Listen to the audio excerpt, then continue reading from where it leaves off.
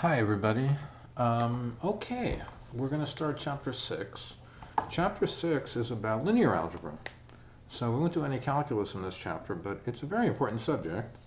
Um, Linear algebra is used in just about everywhere. It's one of the best understood areas of mathematics, and it has very efficient algorithms for solving problems. So in any domain of science or life, business, economics, anything, whenever you can reduce a problem to linear algebra, you've basically solved it. And then you can turn it over a computer to do the number crunching. Very useful subject. Now today I'm going to review row reduction, which hopefully you learned in linear algebra, or maybe in high school, or maybe somewhere. Maybe if you had finite, you will have seen it in finite. It's one of the standard parts of the finite syllabus. Let me just jump in on an example here. So here is an a system of equations, linear equations in three variables, three equations and three variables, and right, it doesn't look too intimidating.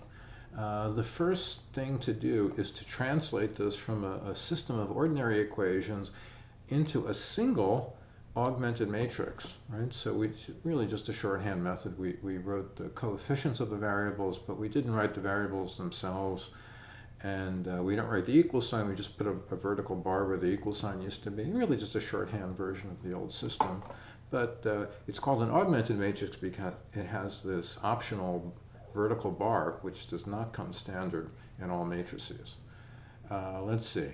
Now, the way we're going to do this might be a little different from the way you learned it in linear algebra or wherever you learned it. It's a little different from the way I teach it in finite, but this method is well adapted to purposes of numerical analysis, right? So for programming a computer. So what we'll do is, our goal, first of all, our immediate goal is to simplify, simplify the augmented matrix so that we get zeros in the lower triangular area down here, right? We want to reduce it to an upper triangular matrix where the only non-zero numbers are in the upper triangle, sorry about that, are in the upper triangle. And we want zeros down here. Okay, now the way we go about this is we work one column at a time from left to right, and in each column, what we do is we start with the number on the diagonal in that column, and we use that number to cancel the other two numbers in the column. So like in this case, I want to use the 2 to cancel the 3 and to cancel the 4. I'll have to multiply the 2 by some number to match the 3, and then subtract that result off to eliminate the 3. Okay, so first question, what do I have to multiply 2 by to get 3? Well, to do that, what you could do is you could take A21 over A11. So I'm using A to represent this coefficient, well actually this whole augmented matrix, and A21 would be this entry, and A11 would be this entry. So we take the leading entry in the second row, divide by the entry on the diagonal, right, the main diagonal here in the column, and we get 3 halves, and that's the number we have to multiply the 2 by to get 3. Then, once we know that, we can update the second row by replacing it by the old second row minus this factor we just calculated times row 1. Right? So if we multiply 3 halves, which is M21 times 2, we get 3, and if we subtract that off from row 2, we'll get a 0 here. Of course, you have to do that consistently throughout the entire row, so we update the entire row 2 using this procedure, and what you actually get is this. So the row 1 remains the same, that's not going to change, but we updated row 2 by performing this row operation, right? And we got a 0 where we wanted it, so that was good. And we changed these other numbers, we got some fractions. You can see why we'd want to use computers to do this kind of thing in general. Okay, and then next we'll eliminate the 4. So we do the same thing. What do we have to multiply this 2 by in order to get 4? Well, we take A31, which is the leading entry in the third row, divided by A11, which is the leading entry in the first row, And that's the number we have to multiply by, 2. So then what we do is we replace row 3 by the old row 3 minus this factor m31 times row 1. It'll give us the 0 where we want it at the front of the third row, and it also modifies the other entries in the third row. Coming back to you now. Okay, so this is, oops, what have I done? So this is the result. We've achieved our goal in the first column, right? We simplified the first column, and now we can move on to the second column. In the second column, we're going to start from the second entry. We always start from the entry on the main diagonal and work down. Okay, so we'll start from the second entry, work down. So on the next slide, yeah, here we are. We've got this 11 halves, and that's not going to change. In fact, the whole second row is not going to change, but we do want to get rid of the 5. We want to make the 5 a 0, so we do the same thing. What do we have to multiply 11 halves by to get 5? So 5 divided by 11 halves is actually 10 over 11. So we have to multiply the second row by 10 over 11 and subtract that from the third row, and then we do that to update the third row. And we end up with this. This is the new improved third row. We've replaced the 5 with a 0. And now we are actually done with the row reduction. We've achieved our goal. That is, we got an upper triangular matrix. The only non-zero entries are in the upper triangular part. We got zeros down here. And at this point, we switch to a slightly different procedure, although in a way it's the same kind of thing, but we call it by a different name. Now we say that we switch to back substitution. So back substitution is where we actually work out the values for the variables in the solution by going one variable at a time and actually working backwards. So that's where the back comes from. We actually start with the last variable first. We solve for the last variable first, and then we substitute the variables we've already got into a formula to figure out the variables that we still have to get. Let me explain. Solving for x3. Oh, you know what? I made a mistake. I should have called them x, y, and z. I did call them x, y, and z originally, didn't I? I'm sorry about that. So anyway, x3 or z if you prefer. To solve for x3 or z, you look at the third row of the matrix here, of the reduced augmented matrix. The third row basically says that 0 plus 0 plus 24 11ths z, or x3, is equal to 72 11ths. So that's easy to solve. We just take 72 11ths and we divide by 24 11ths. So, writing it out formally, we're taking the fourth entry in row 3 and dividing by the third entry in row 3. So a34 divided by a33. And in this case, we end up with 3. Okay? Now we've got the value for one of the variables. We know that x3 or z is 3. And now what we'll do is we'll back substitute that in order to solve for the other variables like x2 and x1. So how do we get x2? Well, to get x2, we look at the second row of the reduced augmented matrix. And this row says basically that 0 plus 11 halves x2, or y, times negative 7 halves x3 equals 1 half. So this is easy enough to solve. We start with the 1 half. We subtract off the x3 term, which is negative 7 halves x3. We subtract that off to bring it over to the other side, and then we divide by 11 halves.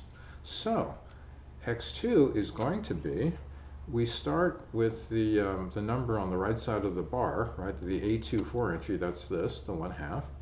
We subtract off this term. Remember, this is shorthand for the term negative 7 halves times x3.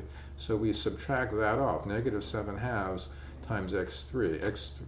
We already solved for x3, that's 3, and a23 here, that's the negative 7 halves, the coefficient in the third position in the second row. So if you do the arithmetic, you end up with 2, right? So x2 turns out to be 2. Now we have values for x3 and x2, and we'll need both of them in order to solve for x1. Okay, so for x1, what we do is we look in the first row, and we say, look, this row says that 2x1 plus negative 3x2 plus 1x3 equals negative 1. We can solve for x1 by bringing this term and this term over to the right-hand side and then dividing by 2. So that's what we do here. we take this number on the right-hand side, this is in the first row, fourth column, A14. We subtract off the x3 term. This is, the coefficient here is A13 times x3, right? And we subtract that off, and then this term is A12 times x2. We subtract that off here. And then we divide by the coefficient of x1, which is 2, and that's denoted by A11. And if you do that, it turns out that x1 is just 1. So this turns out to have maybe a disappointingly simple solution, 1, 2, and 3 for x, y, and z. But anyway, I hope that that looks familiar to you from stuff that you did in linear algebra. Next, what we'd like to do is kind of, let's write out this whole procedure as an algorithm, right? As a series of steps we can follow. It breaks up into two parts. The upper part here is the row reduction part, and the lower part is the back substitution part. Okay, so for the row reduction part, what we want to do is we want to work one column at a time from left to right, starting at the first column and working up to the n minus first column. So n is supposed to be the size of this square matrix A. So in this case, n would be 3, because A is a 3 by 3 matrix, right? So in this problem I was doing, n was 3.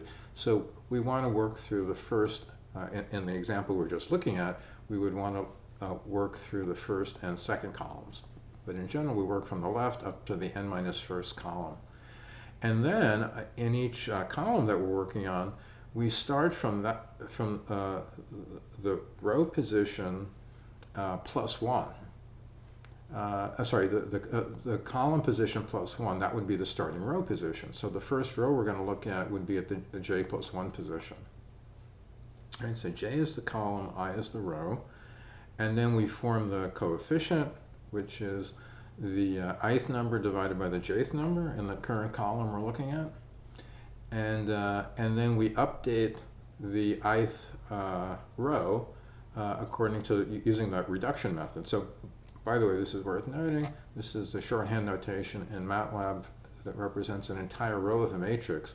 You enter the row number, which is I, and then instead of putting a column number in, you put colon, and the colon means you go from whatever the starting number is into whatever the ending number is, so you look at all the indices, right? So this says look at all the entries in the ith row from matrix A, and we're going to set that equal to the old entries in that row minus m times the entries in the jth row, right? So I'm using the same notation here for the jth row of the matrix.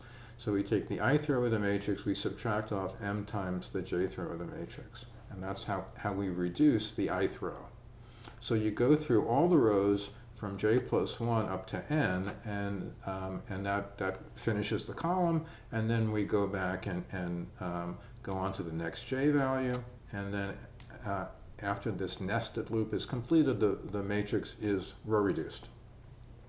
Now we can move on to back substitution, right?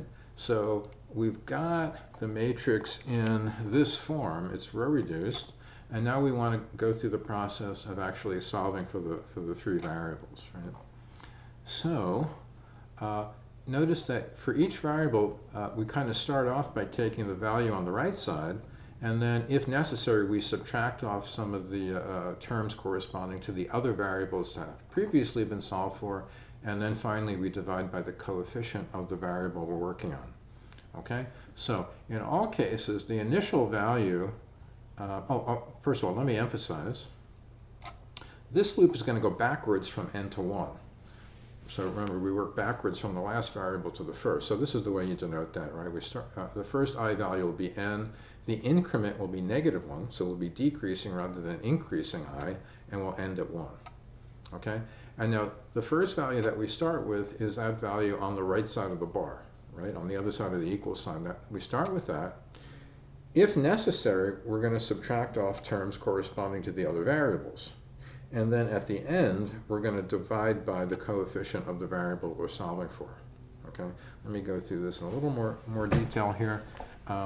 For the variables, to subtract off the terms corresponding to the variables we already solved for, j will represent the variable term that we're going to be subtracting.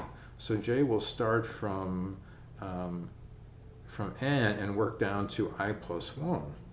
Notice that that means that initially, for the first I value, when I equals n,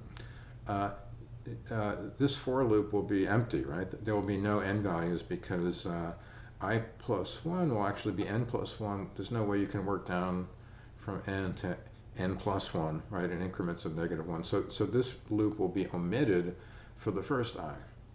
And therefore, we'll simply take this value on the right side of the bar and divide by the coefficient of the variable we're solving for, just like we did here. We took the value on the right side and we divided by the coefficient of x3, which was 24/11. Okay. However, when we do this then for this second variable, let me try that again. Do that for the second variable x2. We're going to want again start with the variable on the right side, but then we're going to want to subtract off the x3 term, -7/2 times x3. This is the the coefficient of x3 in the second row times x3. We want to subtract that off. So that's what goes on here. We start off with the value on the right side here, and then we subtract off the value of the term corresponding to previously solved for variables. So j will work from the last variable, right, starting with n, and it'll work down to through all the previous variables that we solved for, and it'll be xj times the coefficient of xj in the current row that we're working on, right? So we subtract those off, and then finally at the end we take whatever the current value of new x is and divide by the coefficient, and we set that equal to the ith entry in the solution. Oh, by the way, I forgot to mention that I initialized the solution vector as a row vector with n entries. So it's a 1 by n matrix. And then down here, we're just setting the ith entry in that vector equal to the value of the ith variable, right, to get our solution. Okay, that wasn't too bad. As so often, however, there is a problem. The problem is that when we're doing the reduction step, we have to calculate this ratio, right, between the ith entry, the leading entry in the ith row with the leading entry in the jth row, right? When we're working on the column, we have to compute this ratio mij. Well, what if the denominator happens to be 0? Then we're in trouble. In fact, being that this is a course in numerical analysis, we would be in trouble, potentially at least, even if the value were close to 0. Because if you get a value close to 0 in the course of doing these calculations, then you have to face the possibility that you've suffered a loss of significance error. Common way to get numbers close to 0 is because you subtracted two numbers that were almost equal to each other, right? And when you do that, you face a large loss of significance error, right? So it would be bad in that case to be using this number ajj if it resulted from a loss of if it has suffered a loss of significance, because we're using it and it's going to adversely affect all these other numbers. So we wouldn't want to do. We want to find some alternative in that case as well. Another thing to consider is that it could be that the true value, the theoretically true value of ajj is actually 0, but that it turned out we got a small number different from 0 only because of truncation error, rounding errors, right? So we wouldn't want to divide by that number in that case either, because the number is supposed to be 0. It's only non-zero by an accident. Okay, so to avoid all of these possible problems, what we do is we look through all the leading entries in the column we're working on, and we pick out the entry that has the biggest absolute value. Oh, I should have put absolute values around this. I'm sorry, I forgot that. This should be the absolute value, so greatest in absolute value. And then we pivot. Pick out the row that has the biggest leading term, and exchange that row with the row that's currently in the top position. that's a perfectly legal thing to do because you're just exchanging the order of the equations, and that has no effect on the solution.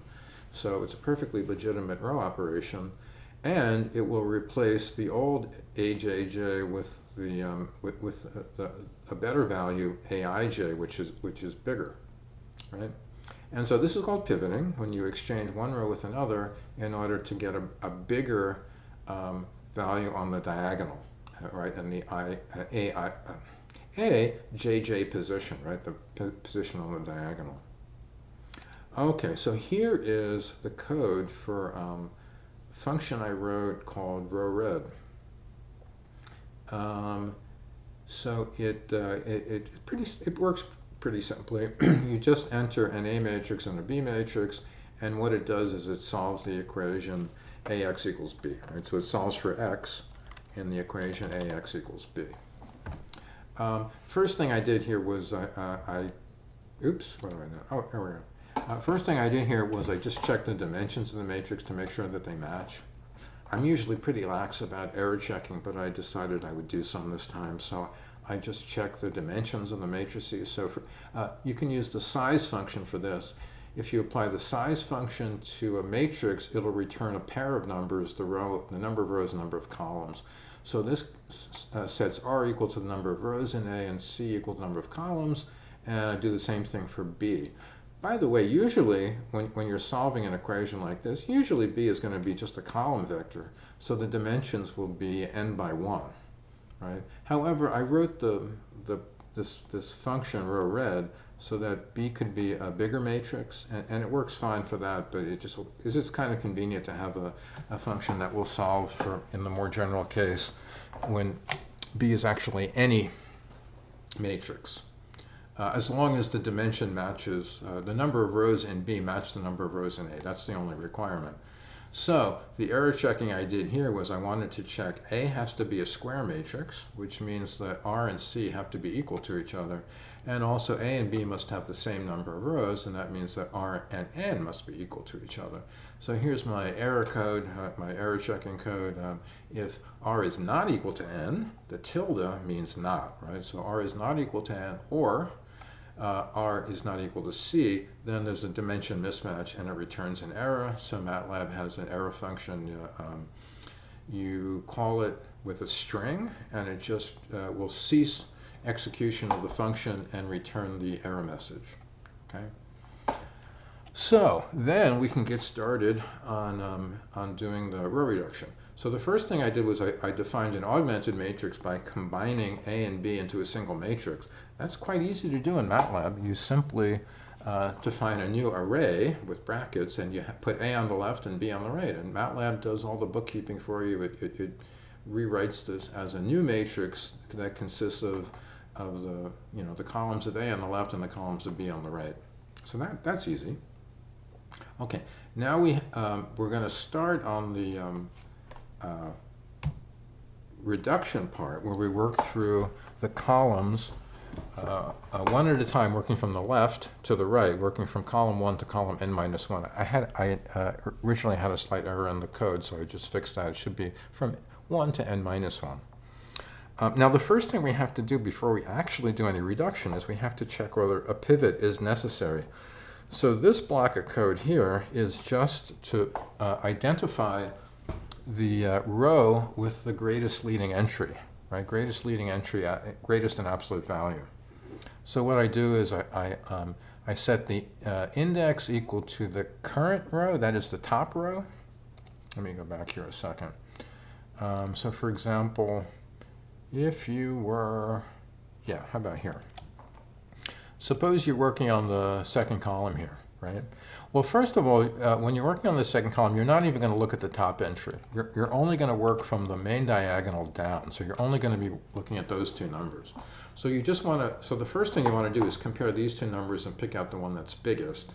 If the biggest one happens to be different from the top one, then you're going to want to pivot. You're going to want to exchange rows. In this case, that's not the case. 5 is actually less than 11/2, so the biggest entry is actually at the top on the main diagonal, and we don't have to pivot. But we have to check this, see if any of these entries from the or below the main diagonal in the column are actually bigger than the one on the main diagonal. So that's what we do in this step.